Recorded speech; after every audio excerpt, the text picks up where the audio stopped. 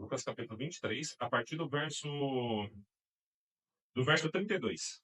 Lucas 23, a partir do verso 32. Amém? O texto diz assim: E levaram também com ele 2 criminosos para serem mortos.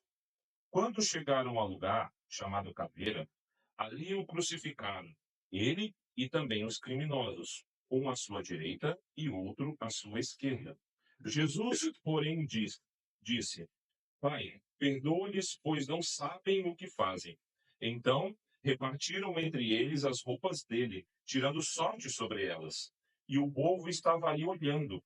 E as autoridades ridicularizavam, dizendo: Salvou os outros, então salve a si mesmo, se é que é o Cristo, o escolhido de Deus.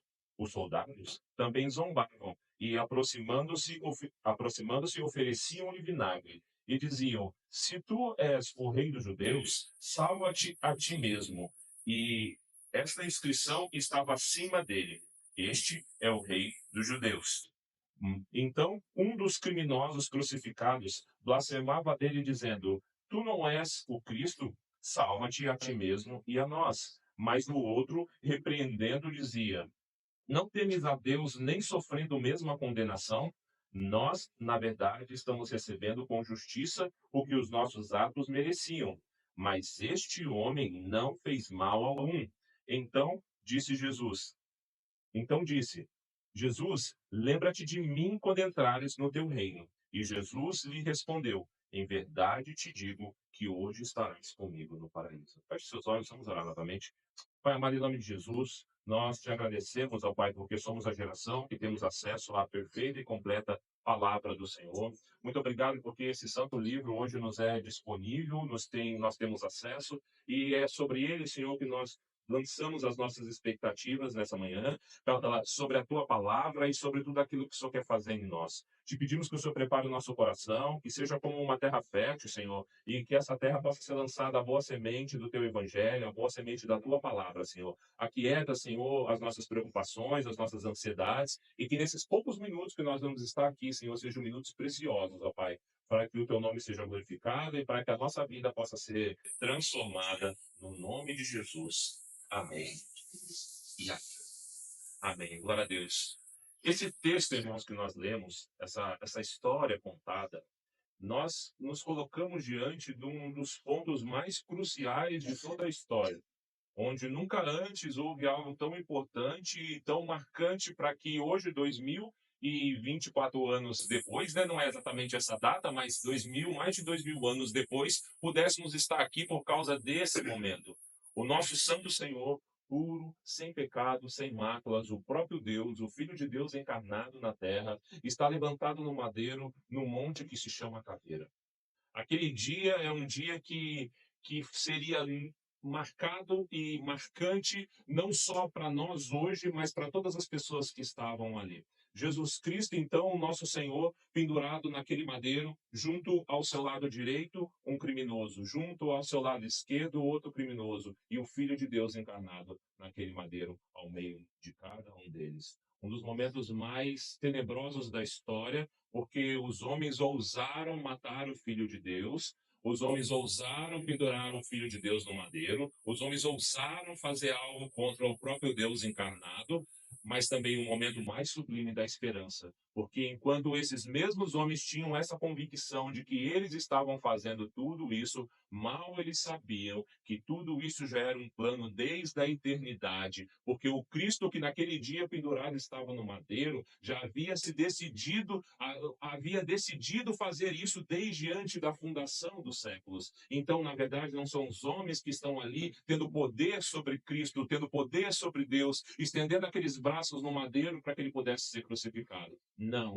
Ali o plano divino começa a se cumprir, não só começa, ele começa a criar as nuances finais desse cumprimento, e o próprio Cristo se permite estar ali, escolhe estar ali, deseja estar ali, para que a obra redentora pudesse ser completa. Cristo está nesse instante pendurado no madeiro, entre um criminoso à sua direita, entre um criminoso à sua esquerda, diante de uma multidão de pessoas que incessantemente gritaram para que ele estivesse ali sendo crucificado. Esse é o pano de fundo. Esse é o contexto que a gente está vendo nesse momento. Este é o filme e a realidade que está sendo exposta diante daquelas pessoas. Isto é o que está acontecendo. E diante disso, eu quero, em nome de Jesus, através da palavra de Deus, expor de forma sistemática e expor de forma cuidadosa cada um dos pontos e das nuances de tudo aquilo que está acontecendo, de todo o significado que aquela cruz está trazendo, de tudo aquilo que é demonstrado de forma clara e outras verdades que precisam ser um pouco exploradas, que precisam ser esmiuçadas, que precisam ser procuradas como alguém interessado procura um tesouro valioso. Que em nome de Jesus, que nessa manhã a gente possa falar sobre as três cruzes, o último chamado entre a condenação, o arrependimento e a redenção. Esse é um tema proposto para essa manhã, irmãos, para que eu e você possamos entender o significado daqueles três madeiros pendurados, um ladrão à direita, um ladrão à esquerda e o nosso Senhor ali ao meio. Amém? Glória a Deus. Antes de iniciarmos, Alex, me sirva um copo d'água, por favor. Glória a Deus. Glória a Deus. Nós vemos aqui, então, irmãos, uma condição que na nossa cultura e na nossa realidade isso não faz muito sentido. No nosso país e na maioria dos países, não vou dizer a maioria, mas muitos dos países do Ocidente, a pena de morte não é praticada. E nos países em que a pena de morte é praticada, esse tipo de prática não é hoje, nos dias de hoje, tão severo. Então, me perdoe a palavra, grotesco quanto esse evento. A gente sabe que em alguns países do mundo as pessoas vão para a câmara de gás. Alguns países do mundo ainda existe a cadeira elétrica. Alguns países do mundo ainda existe a injeção letal.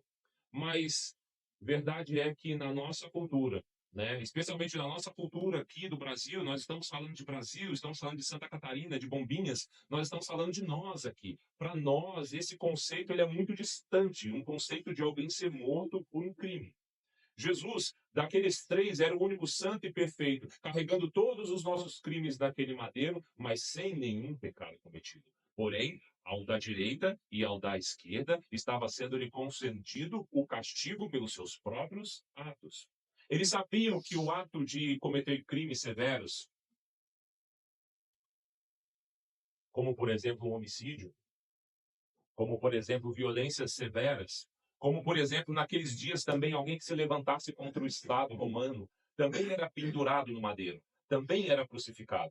Era notório que se eles fizessem o que fizeram, aquele seria o destino comum deles. E eles sabiam, porque com certeza eles não eram os primeiros que estavam sendo crucificados naquele Império Romano. Não, era uma conduta que eu não vou dizer cotidiana, mas era uma conduta que não gerava estranheza, porque era quase que um modus operandi dele. Todas as vezes que pessoas cometiam determinados crimes, eles iam para o madeiro, eles iam para uma crucificação. Então, aqueles homens sabiam que daquele estado que eles se encontravam, eles não sairiam mais. Não havia uma possibilidade de uma misericórdia, não havia possibilidade de uma fuga, não havia possibilidade de ninguém intervir por eles para que eles pudessem sair daquele madeiro. Então, quando alguém estava naquele caminho de morte, quando alguém estava se dirigindo àquele monte que se chamava Gólgota, ou traduzindo o Monte da Caveira, não havia volta.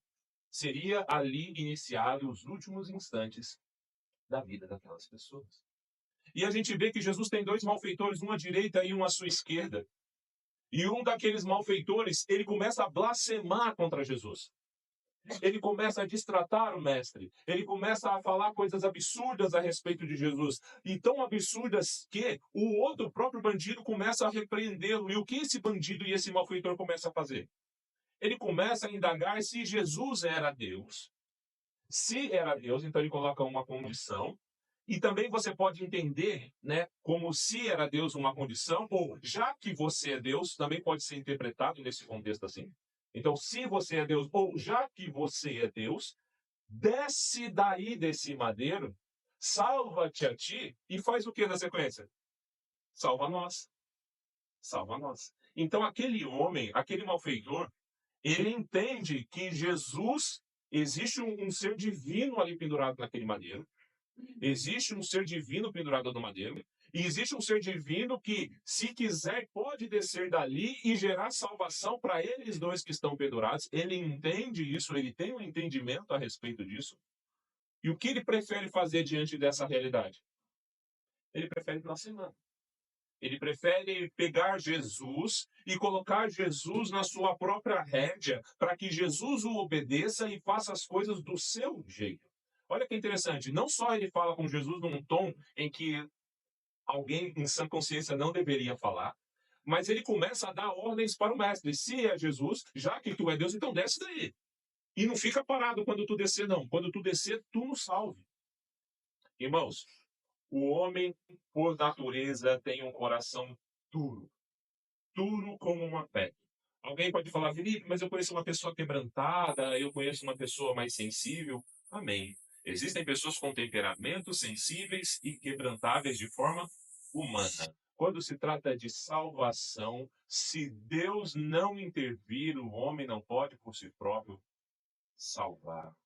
O nosso coração é inclinado ao mal, porque existe a natureza caída de Adão dentro de cada um de nós. É por isso que no dia em que você conheceu a Jesus, você não se tornou perfeito, mas começou um processo de aperfeiçoamento diário. Então, ainda que você tenha poucos dias, semanas, meses ou muitos anos, como eu, por exemplo, e como alguns aqui, esse processo de aperfeiçoamento, ele continua dia após dia, ainda que eu e você tenhamos sido alcançados por essa graça misericordiosa. Aquele ladrão, então, ele começa a dizer como ele gostaria de ser salvo. Ele gostaria de ser salvo pelo mártir, que agora não seria mais um mártir, seria um líder de uma revolução, porque imagina o que aconteceria se Jesus desse daquela cruz. Um líder de uma revolução que estaria descendo usando poderes sobrenaturais para tirar ladrões que cometeram crimes verdadeiros, diferente de Cristo. Aqueles homens estavam ali por algo que tinham feito, por algo que mereciam estar ali. Então ele começa a mandar que Jesus desça dali, salve-se a si mesmo e salve a eles. O homem tentando dizer para Deus como ele quer ser salvo. Eu não sei quanto a você, mas antes de eu conhecer a Cristo, antes do dia 29 de agosto de 2002, que foi o dia em que eu fui encontrado por Jesus, eu tinha as minhas indagações com Deus. É claro, como todo ser humano. Eu, às vezes, sentava em frente ao mar, sentava ali, e talvez eu já tenha pedido, Deus, dá um sinal, mostra uma estrela, põe um peixinho no mar, mostra alguma coisa da sua existência. E eu creio que eu não tenha sido o único louco que tentou interagir com Deus dessa forma. Tem gente, irmãos, que entendem que Deus é Deus, entendem que até precisam de um Salvador, mas entendem que esse Deus e esse Salvador precisa se curvar às suas próprias vontades e fazer as coisas do seu próprio jeito, e não do jeito. É por isso que você vê pessoas, e a internet é muito boa, irmãos, porque ela nos permitiu ter acesso, ela permitiu com que essa palavra esteja sendo espalhada para todo mundo. Isso é incrível. Mas ela também deu voz a pessoas que simplesmente estão propagando absurdos por aí. E dentro desses muitos absurdos, você vê pessoas julgando a Deus, o ser humano, olha que loucura. O ser humano no seu lugar, tentando julgar a Deus no lugar dele, por aquilo que ele acha que Deus deveria ser, deveria fazer e como ele deveria ser e fazer. E olha que interessante. O texto que a gente leu para abrir o culto fala do povo de Israel que recebeu uma advertência de Deus falando: "Ó, faz o certo, escolhe o certo, escolhe a vida. E isso não está difícil, não. Isso está ao alcance de vocês. Isso é possível." E mesmo assim, aquele povo não conseguiu. A graça inaugura um novo tempo em que Deus não está mais fora. Deus não habita num tabernáculo. Deus não habita dentro de uma arca. Deus não habita apenas na palavra de um profeta, o que traz ao povo. Deus, através de Cristo, inaugura um novo tempo em que Deus habita dentro das pessoas. Deus habita dentro de tabernáculos de barro, como eu e como vocês. E ainda neste novo tempo, como a gente falou anteriormente, o processo de santificação, de lapidação, de aperfeiçoamento, ele é diário, constante, contínuo e vai até o último dia da nossa existência aqui na Terra. Amém?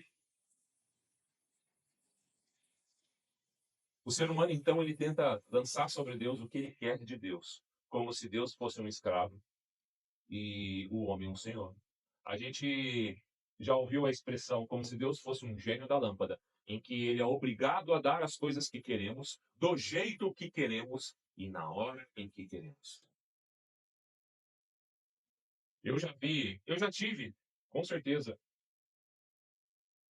as minhas dificuldades de fé, como todo cristão. Isso é natural isso acontecer. Natural, isso acontece, são dificuldades da vida, as nossas crises de fé.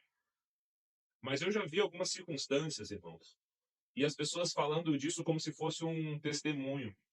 E hoje, com a maturidade que eu tenho, eu entendo, irmãos, que a nossa vontade muitas vezes pode ser a nossa maior cadeia, pode ser a nossa maior corrente, pode ser o nosso maior abismo, pode ser o nosso maior prejuízo.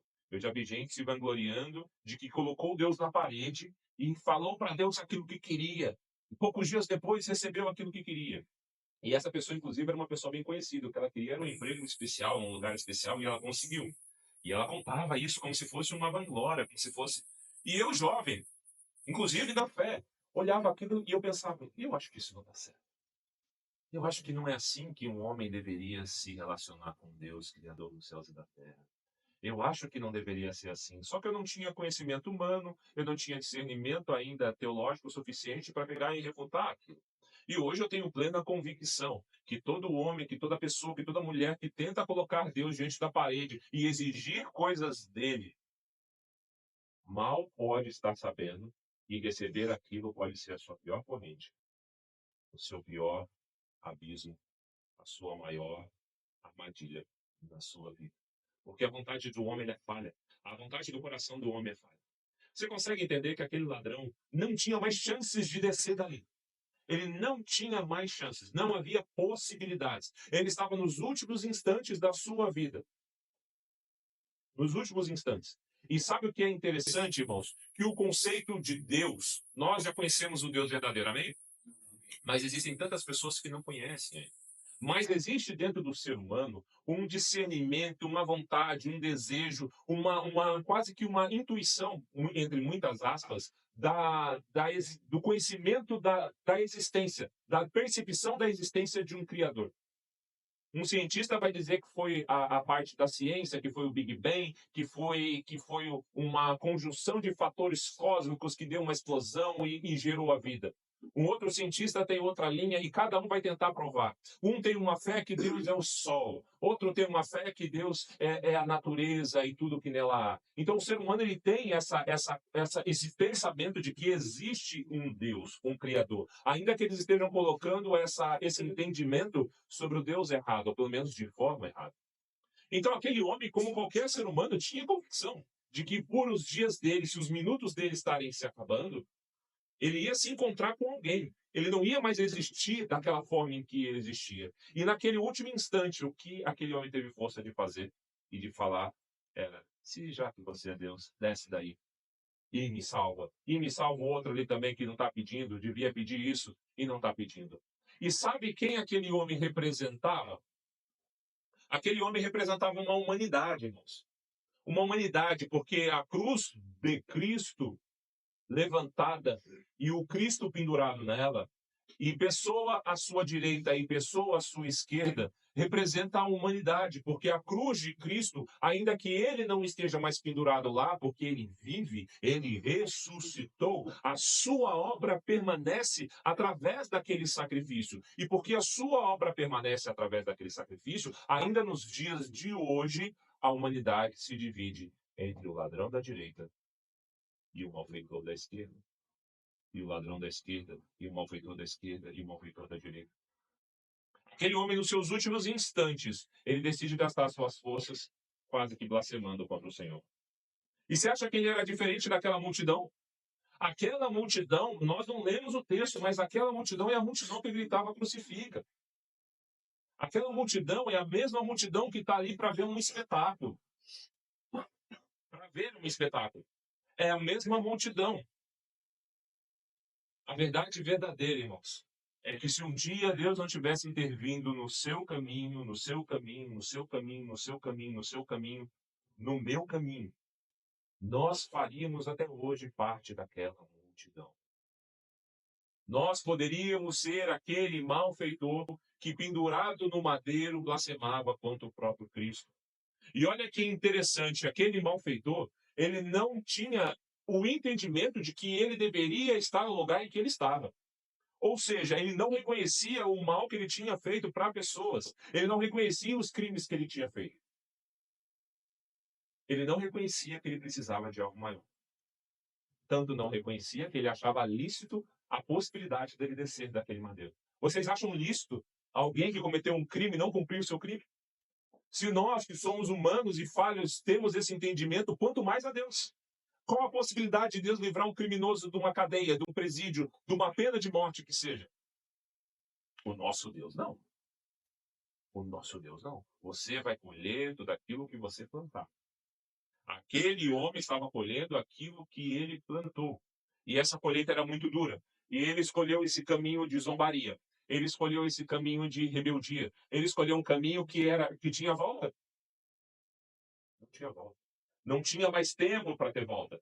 Hoje, naquele dia, aquele homem já não tinha mais uma segunda chance. Ele não tinha mais um segundo tempo. Jesus, o Salvador, estava a poucos metros dele. Talvez quase que encostando ponta das mãos com ponta das mãos, se as cruzes estivessem perto o suficiente. E mesmo com o Salvador tão perto dele, aquele homem decidiu de livre e espontânea vontade continuar sendo tão cruel no último instante quanto foi na sua vida inteira. Uma escolha em falso pode comprometer uma eternidade para aqueles que estão tendo a oportunidade de serem salvos. Para nós, para vocês, para você que entende que já foi salvo, que já foi alcançado pelo Evangelho, nós não estamos aqui falando apenas sobre salvação e perdição. Porque se eu já fui alcançado, eu tenho que crer que aquele que começou a boa obra em mim vai terminar. Mas existem várias formas de eu terminar, de eu acabar essa eternidade, ou melhor, essa vida aqui na Terra para ir para uma eternidade definitiva. Existem caminhos, irmãos, existem formas. Não é cabível para nós, cristãos, estarmos vivendo no mesmo entendimento, na mesma condição que tínhamos antes de conhecer a Cristo. É necessário uma mudança, não para que eu seja salvo, mas porque eu sou salvo. E é necessário um empenho humano. Essa é a nossa condição de fazer o que precisa ser feito para que estejamos sendo associados a Cristo e possamos ser reconhecidos como discípulos de Jesus. Essa manhã o Evangelho nos pergunta, ele me pergunta, ele te pergunta se nós estamos permitindo que essa mudança que é proposta por Deus a cada um de nós, a cada cristão, está acontecendo em nós da forma que ele quer que aconteça em nós, porque eu posso impedir, eu posso atrasar, eu posso atrapalhar a obra do Senhor na minha vida e na minha existência, irmãos. Isso nos cabe. Isso nos cabe. Em contrapartida, se o ladrão à esquerda de Cristo, o escolheu a blasfêmia, escolheu a dureza, e no lugar daquele coração que deveria estar quebrantado pelos últimos instantes de vida, ele escolheu a crueldade, e por uma escolha convicta e pessoal, ele escolhe permanecer do mesmo jeito, irmãos. Aquele outro ladrão da direita tem uma postura diferente.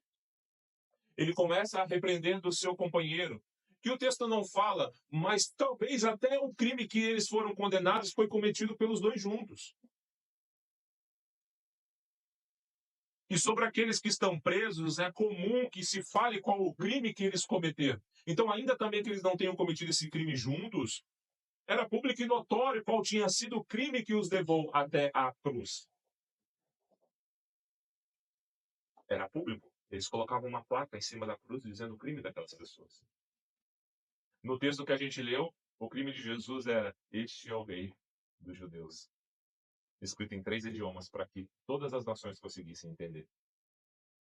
Aquele ladrão, diferente do primeiro, ele começa a entender que a sua vida se findou. Ele começa a entender que daquela cruz ele não sai mais. E talvez numa introspecção daqueles últimos instantes, daqueles momentos de agonia em que uma multidão gritando crucifica, e talvez ele encontrasse ali com os seus olhos vítimas dos seus crimes, vítimas dos seus malfeitos, vítimas que ele matou, parentes das vítimas que ele matou, que ele ofendeu, que ele violou de alguma forma, julgando a ele e torcendo para que aquela justiça fosse feita. Talvez aquele ladrão, naquele instante em que a dor tomava conta do seu corpo, porque ele estava crucificado, ele também tinha sido açoitado, ele também estava pregado pelas mãos e pelos pés. Naquela consciência de que o fim não estava se aproximando, ele já era o momento do fim, ali já era o fim. Aquele ladrão começa a se conscientizar do que ele era, de quem ele era e de quem ele precisava. Então ele começa a repreender do seu amigo e fala: para! Você blasfema de Deus ainda estando sob a mesma condenação. E ele começa um processo, irmãos, que é o processo da conversão de qualquer pessoa. De qualquer pessoa. Ele começa um processo de reconhecer quem ele era. E o texto fala: nós estamos aqui porque merecemos. Estamos aqui pagando os nossos próprios erros. Mas este homem não tem mal algum. Ele reconhece a sua miserabilidade. Ele reconhece o seu fracasso enquanto homem. Ele reconhece que tudo aquilo que ele está vivendo é mérito dos atos que ele fez em vida. E ele reconhece que o único entre não só aqueles que estavam pendurados no madeiro, mas toda aquela multidão que assistia, todos aqueles que viveram antes e todos aqueles que viveram depois, inclusive nós, nenhum desses era merecedor, e só aquele que estava pendurado no madeiro era santo de verdade, e era o único que não merecia estar ali. E ali estava. E hoje sabemos que para que eu e você pudéssemos estar aqui hoje. Essa é a verdade expressa nesse texto. Aquele homem conhece quem ele é, como ele está e de quem ele precisa. Ele reconhece que aquele que está entre eles não era qualquer um. Aquele que estava entre eles era verdadeiramente um filho de Deus.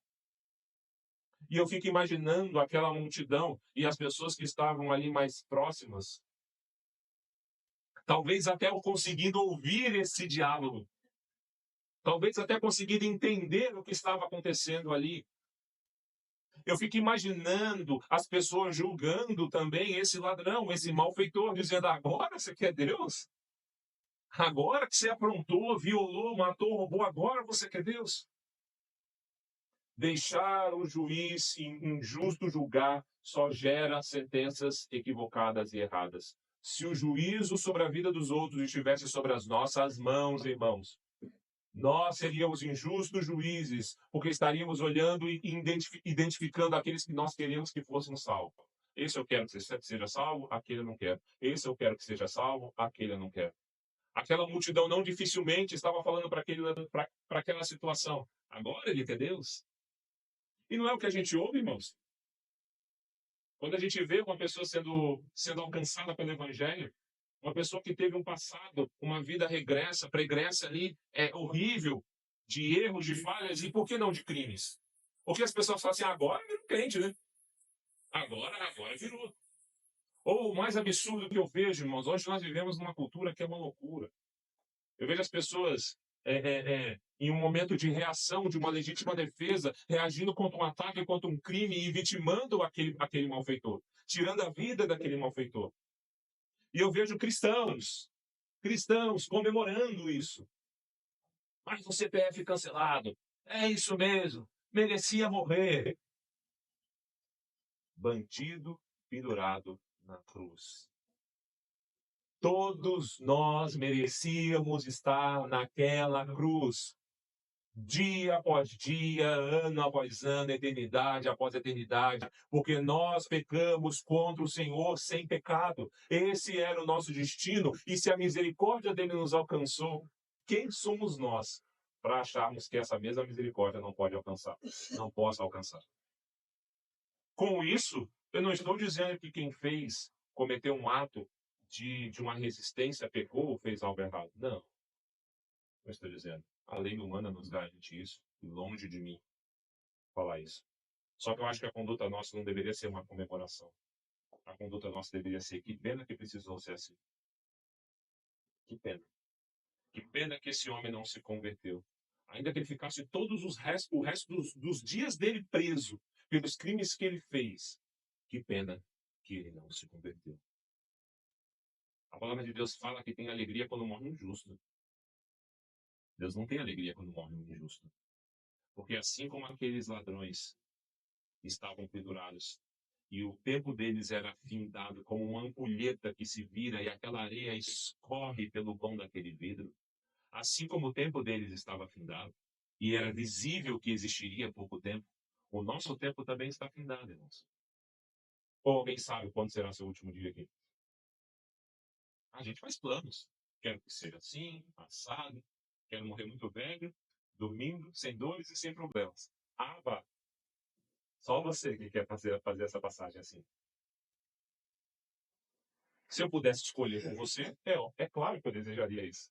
Se eu pudesse escolher até por mim, é claro que eu também desejo isso.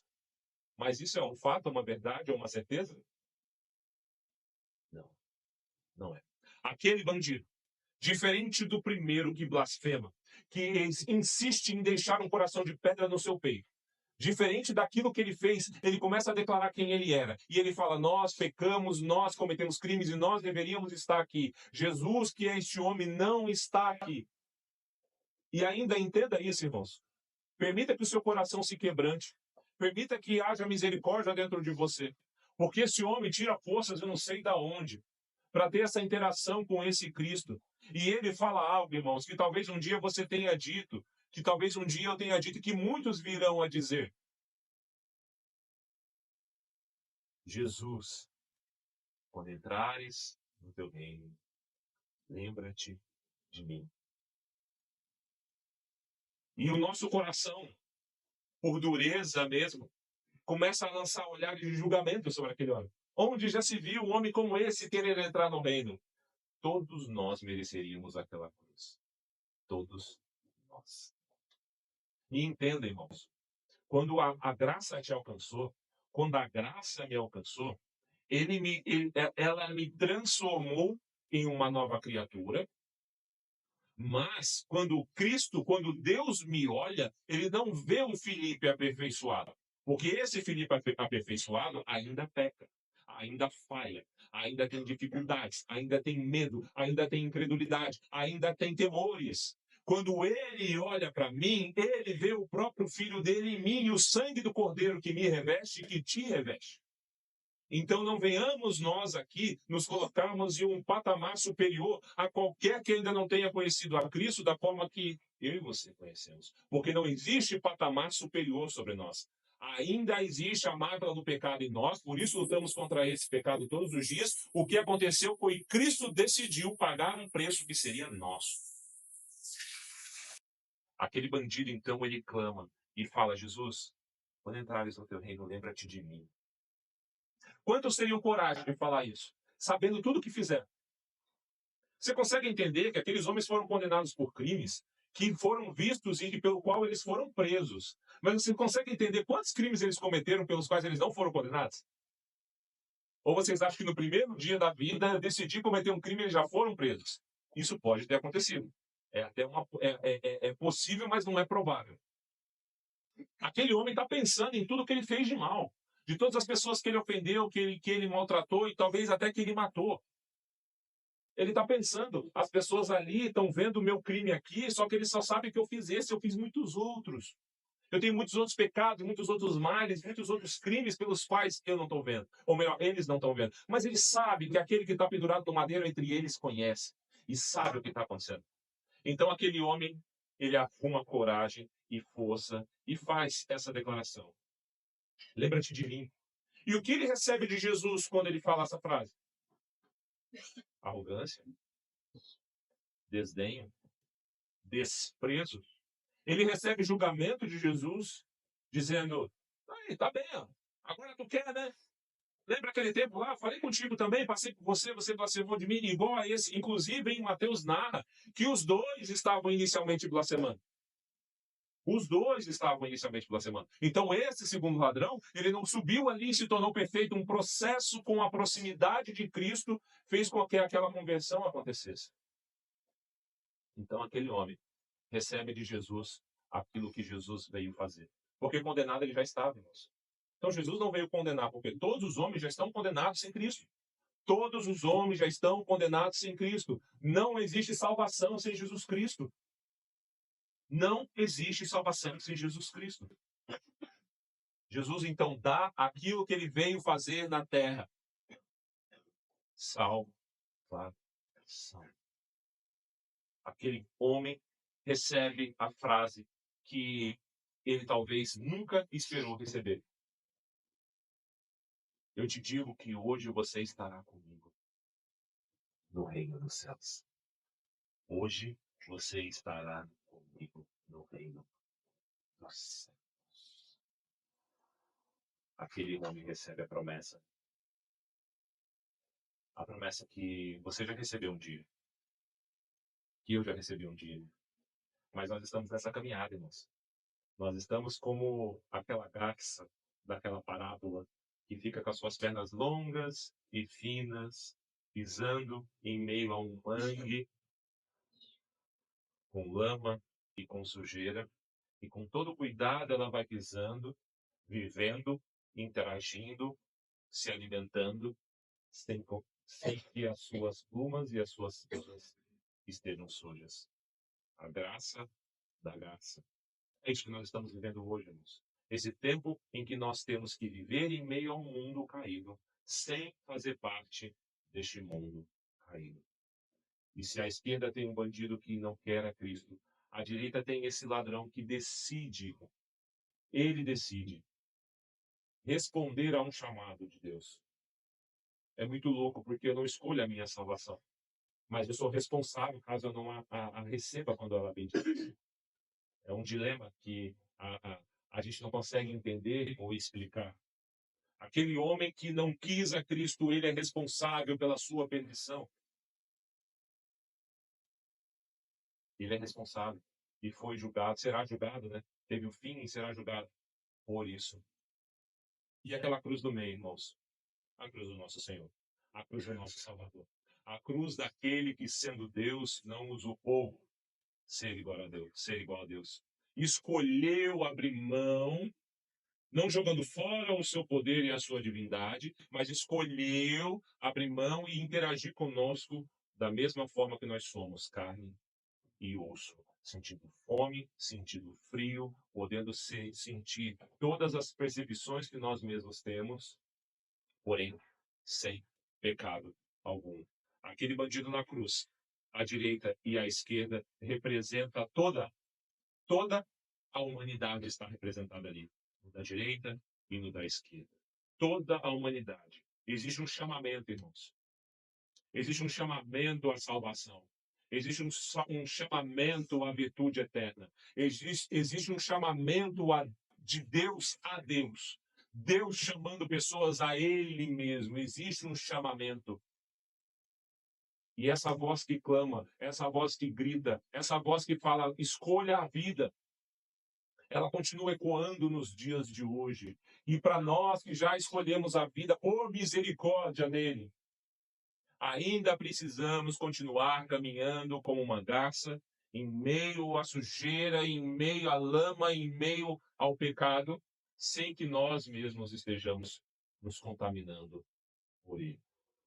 Que em nome de Jesus, irmãos, nós possamos entender que aquelas três cruzes não são apenas um símbolo antigo de uma história passada, de algo distante de mim e de você. Elas são tão reais quanto o ar que eu respiro, quanto o sol que se levanta, ainda que coberto por nuvens, a cada manhã visita os homens.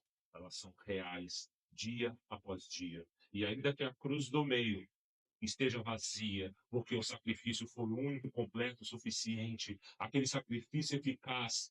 Ainda que a cruz do meio hoje esteja vazia, porque o nosso Senhor ressuscitou, ele vive e ele ascendeu aos céus. E da mesma forma que ele foi, com alarido de anjos e com o som de trombetas, ele voltará, ele descerá e ele cumprirá o final do seu plano, que é fazer com que o povo dele viva com ele no paraíso. Ainda que a gente não tenha a convicção da geografia desse paraíso, um novo céu mesmo, uma nova terra aqui, ou qualquer outra percepção de paraíso, o que importa é que ele estará lá. O céu não é céu porque é um lugar de paz e bênção. O céu é céu porque Deus está lá e eu poderei viver com ele eternamente.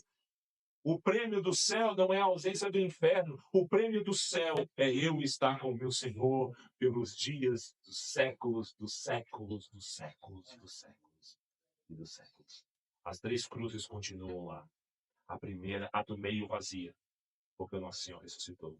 Mas ainda existem motivos para pessoas estarem na direita e na esquerda. Ainda que, pela misericórdia, nós possamos ter sido arrancados daquela cruz, as escolhas continuam. E se alguém que nos vê ainda não conhece o Senhor Jesus como Senhor e Salvador, que você ore a Ele, que você peça a Ele, porque a misericórdia dele é sem fim, sem fim, Se você está assistindo, isso é para você. Isso é para você. Acredite nisso. Amém, igreja? Amém. Vamos ficar de pé.